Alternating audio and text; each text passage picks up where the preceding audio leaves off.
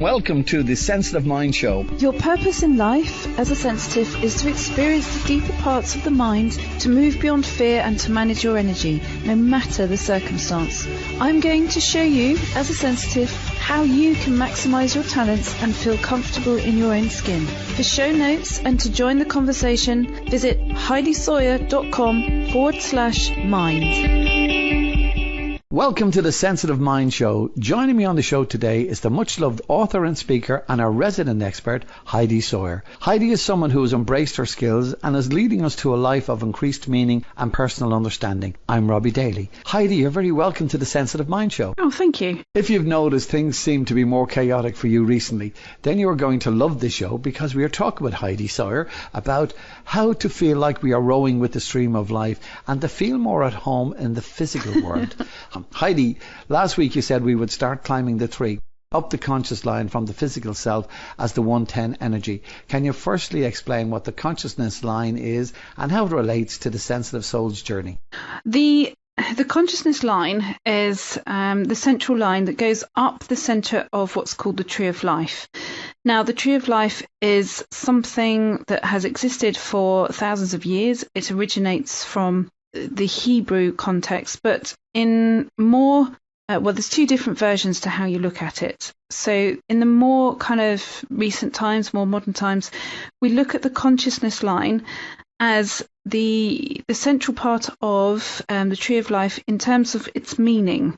So what it is, it's you as your own self, as your mind self, going from you as the physical world of who you are, through the subconscious, through the soul's development, through your deepest challenges in life, and into who you see yourself as being in terms of the whole self.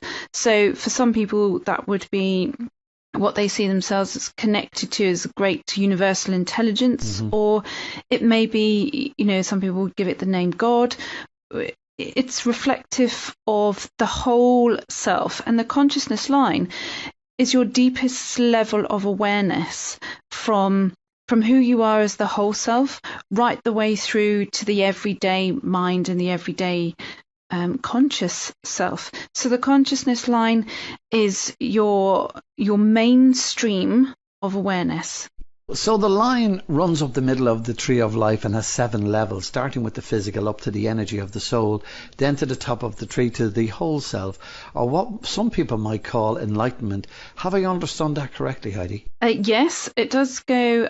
There are other components to it as well, but we're concentrating on what is called obviously the consciousness line. So yes, this is about moving up through your different levels of awareness of the self. So you've got we'll call it the one position.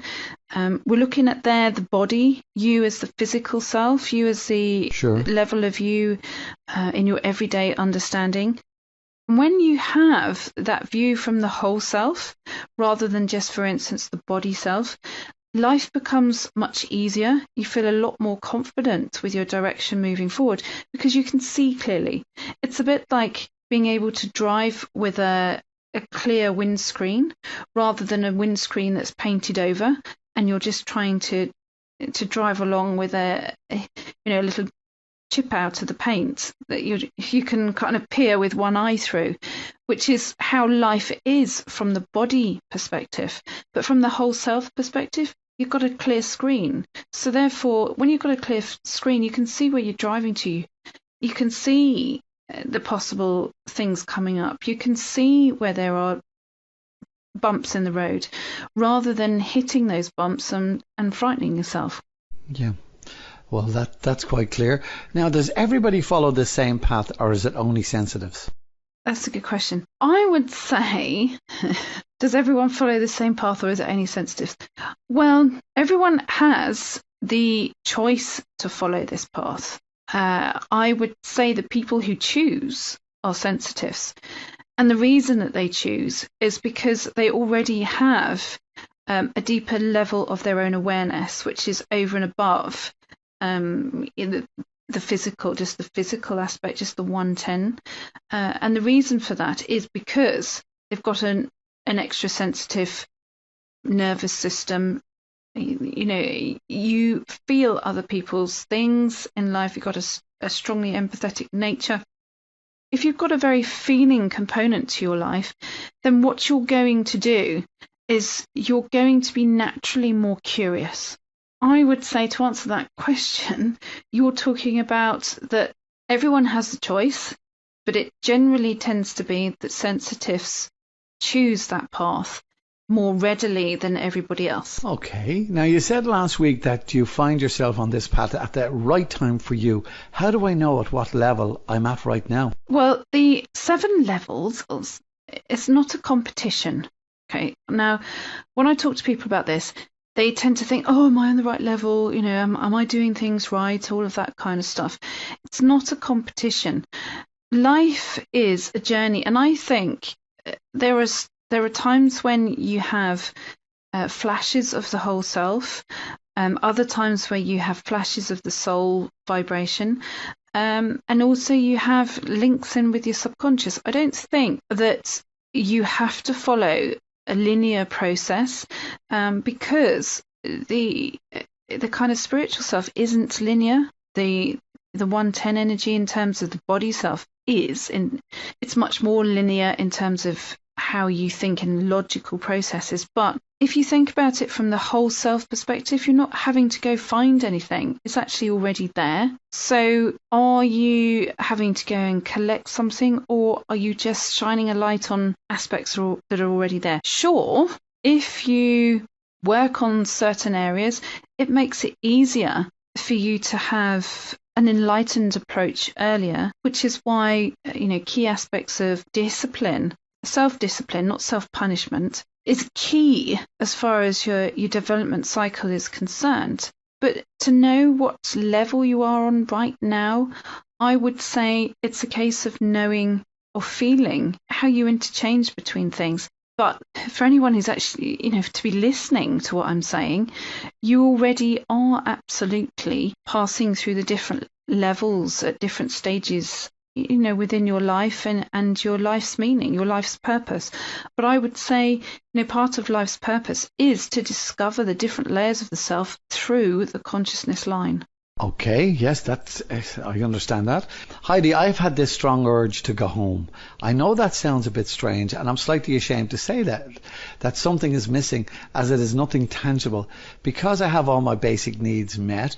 Has anyone ever said that to you before? The urge to go home is very common amongst sensitives, and certainly it's a line of awakening. So I ask that in a lot of seminars. I say to people, has anyone felt that you want to go home, but you don't know where home is? And what I see is a sea of hands going up and tears streaming down their face. And the reason for it is that someone is finally recognizing and understanding an emotion that they're going through that they can't really fully explain.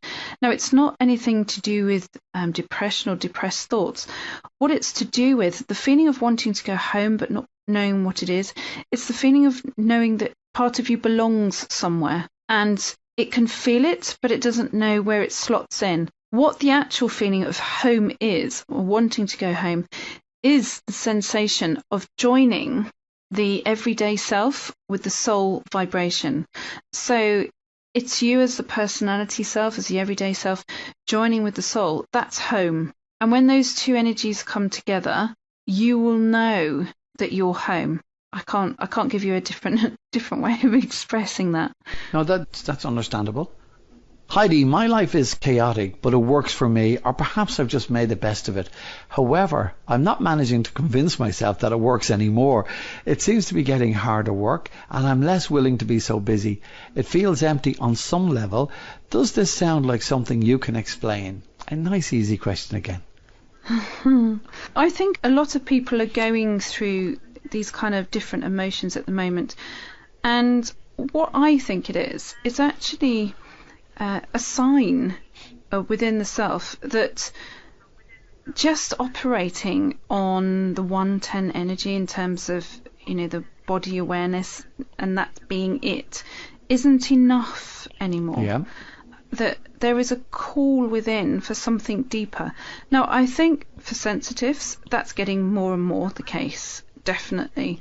So it's almost as though a deeper part of you is creating a dissatisfaction so that you search deeper within the self. But I also think that is a direct connection to, so it's the 110 energy connecting directly to how you would see the next step energy in terms of challenge, that deep, strong challenge that I spoke of earlier, that is, the big lessons in life, the deep things that were uncomfortable but really taught us something and taught us our own wisdom. So I think, what you're talking about in terms of the chaos, but not wanting, I would say it's more to do with not wanting drama anymore.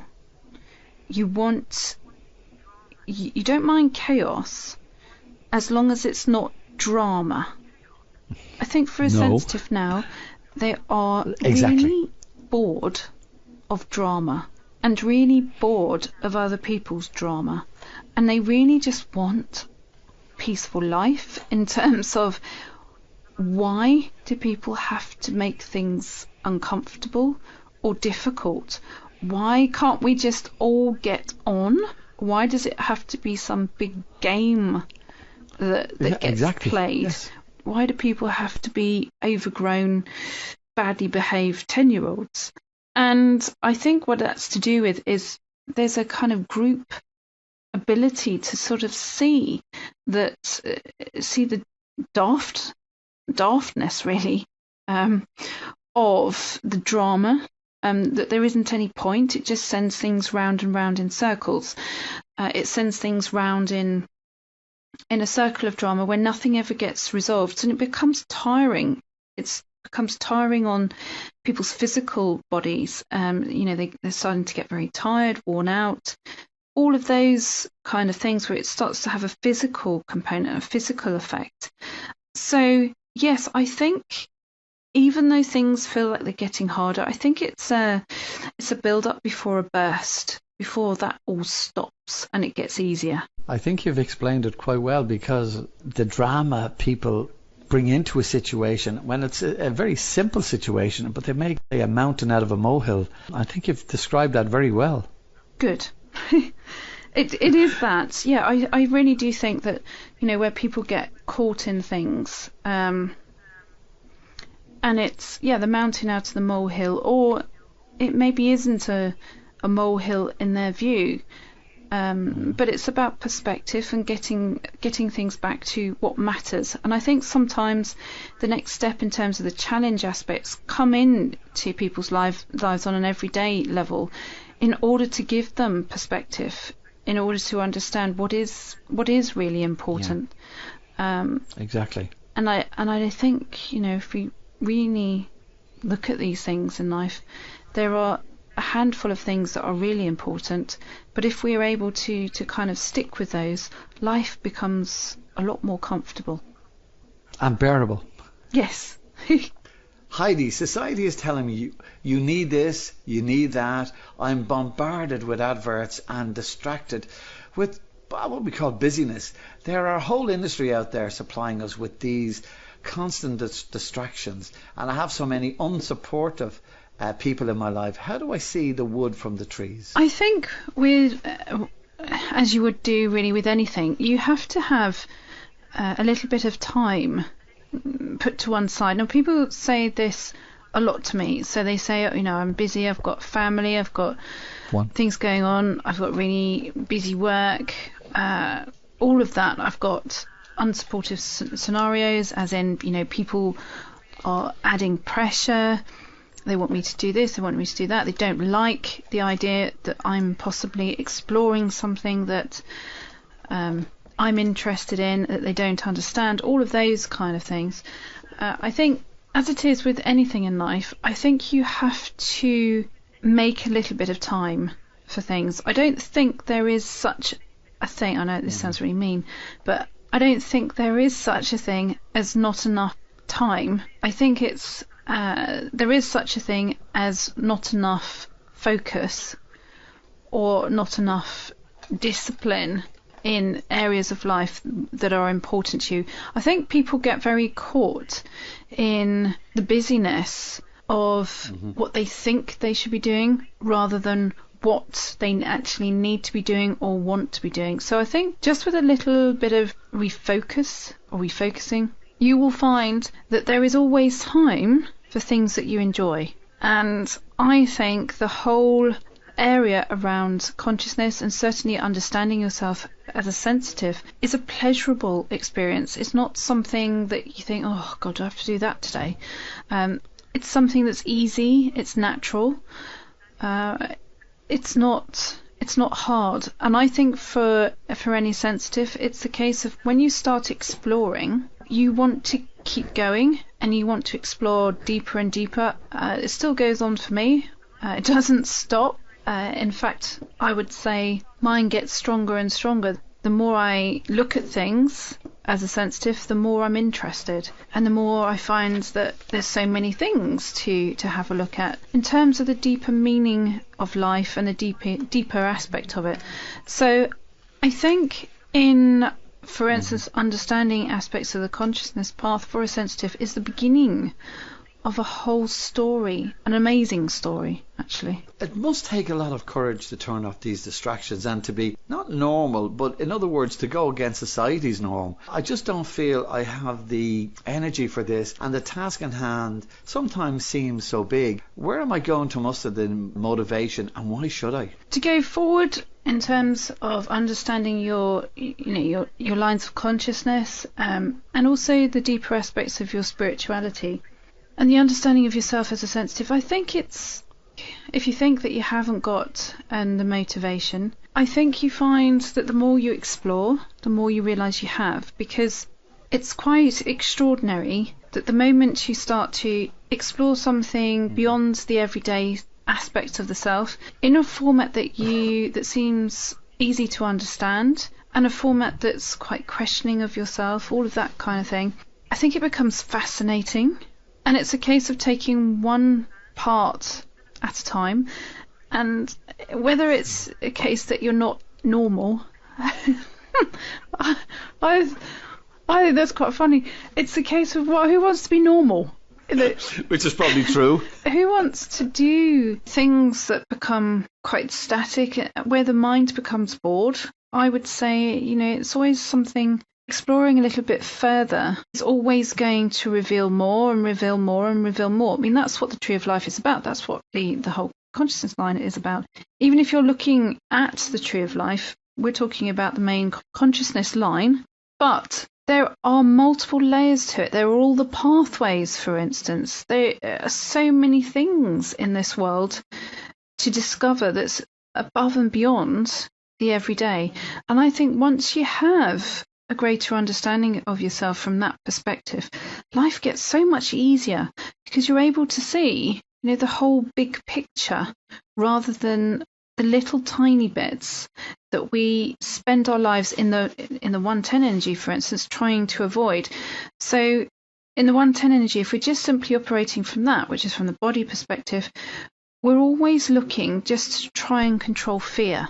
So all we're doing in life is doing whatever we possibly can to stop feeling fear. Mm-hmm. So we may continue doing everything that we know, following normal patterns, following the familiar, because we're terrified of experiencing fear. But in actual fact, following those patterns creates fear.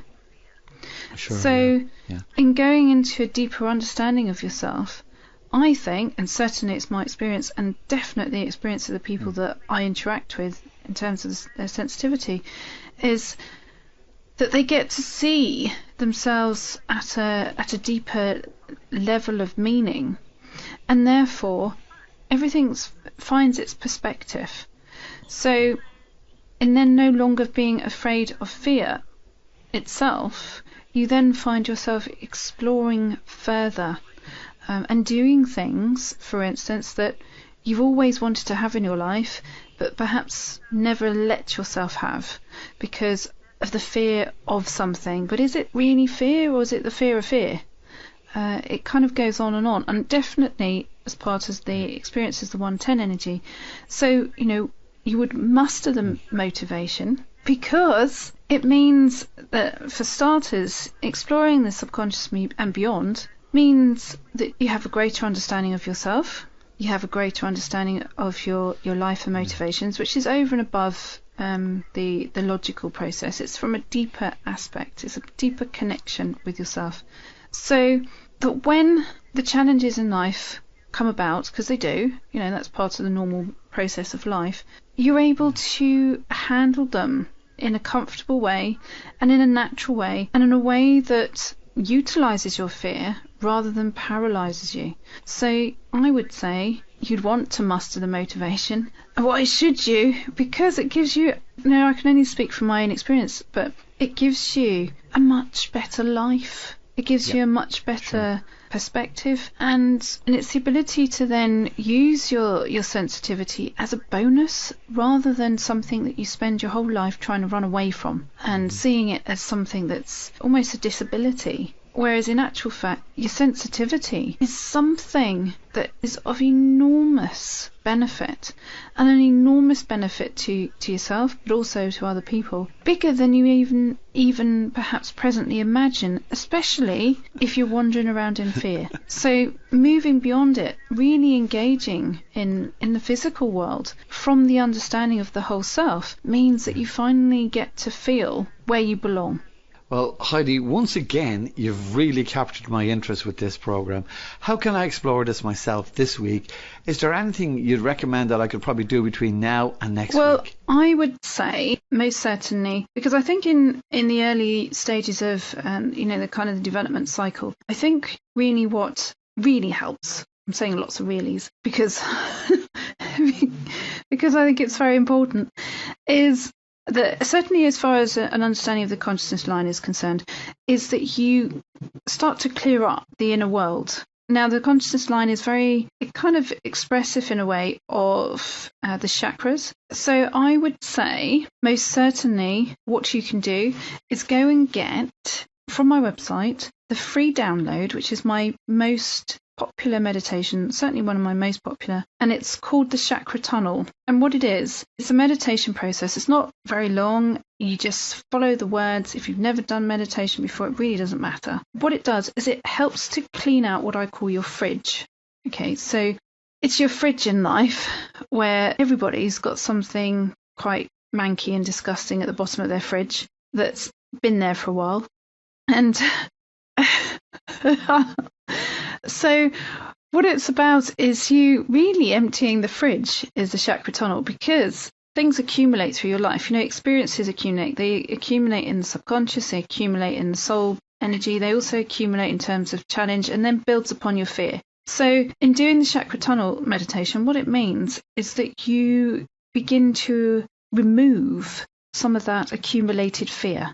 It's a very easy thing to do. You don't have to actually do anything other than follow the words and close your eyes, really. So you can get it from heidisawyer.com/chakra. Heidi, that's very generous of you for allowing us download this meditation. However, I'm very busy and I have lots of commitments and I don't have time to meditate. So does that mean I can't go forward with this show? There's no excuse. I'm trying not to make too many. Well, the thing is, no, you don't have to meditate in order to understand the deeper aspects of certainly how it all fits together and how it works. But I'm talking about experience. So experiencing yourself at a deeper level. Now, a lot of people will say, I can't meditate. My mind goes like 19 to the dozen. I can't get it to be quiet. How can I meditate? Well, all my meditations are short processes because on average, most people cannot concentrate above 15 minutes. It doesn't mean to say we've all got the attention span of a gnat. It simply means that, holding that level of energy for a period of time is quite tough until you get used to it. So all of my processes are less than 15 minutes. Okay, everybody's got 15 minutes. It's also the case where the sound behind is to the different brainwaves. So, if anything, listen to it before you go to bed, on your way off to sleep, especially if you have, kind of sleep challenges or your mind's very busy and you're trying to go to sleep, it will definitely help you, not only in terms of lightening how you feel, but it will also maybe help you to calm the mind. So yes, you can do all this without the meditation aspects, definitely in terms of your understanding, but I think it helps to allow yourself to indulge a little bit because it helps with any fear aspects. I really think you've convinced me, so I'll make time. So Heidi, if I can summarise, what I hear you say is that you acknowledge the chaos is painful, but if we are able to absorb the chaos and drama rather than absorb it, we can step back from it and take it as a sign that we have something in our fridge to clear out, because if we try to ignore the chaos and drama, it won't go away. So in fact, the chaos and drama in our life is almost like a mirror into our subconscious, and that actually by giving myself a little time to do a simple meditation, we can re-engage with our potential. Then, if we give ourselves the time, we can begin to release our fears and let so much more into our lives than we imagine. I understand, Heidi, that in next week's show we'll be looking at the role of the sensitive and our intuition and how to be more comfortable with that. Yes, next week we will be definitely looking at the intuitive side of how a sensitive operates, and definitely in terms of the spiritual aspects, what your understanding of that is, because I think a lot of people get a little bit confused and maybe frightened by the idea of the words intuition, the mix of it between intuition, spirit, that's normally a spooky word, and definitely the big taboo word, psychic. So, I've said them all. Oh, you've hit them all. So yes, definitely, the sensitive mind is far more intuitive than the average person. So next week we'll be looking at how that affects you, what you do about it, and certainly what it means in terms of the consciousness path. Thank you for listening to the Sensitive Mind Show with myself, Robbie Daly, and our resident expert, Heidi Sawyer. The title of next week's show is The Role of the Sensitive and Intuition. To discuss today's episode, please visit the show's website. If you haven't done so already, I would love if you would take a minute to leave a quick rating and review of the podcast on iTunes by visiting www.heidisawyer.com/SMS, as it would be extremely helpful to the show. I'm going to leave you with this thought. As Gandhi said, be the change you want to see in the world. See you next week. I hope you enjoyed this session of the Sensitive Mind podcast. If you'd like to share it with other sensitive people who you know would benefit, then please do tell them about the show's website, www.heidisawyer.com/mind.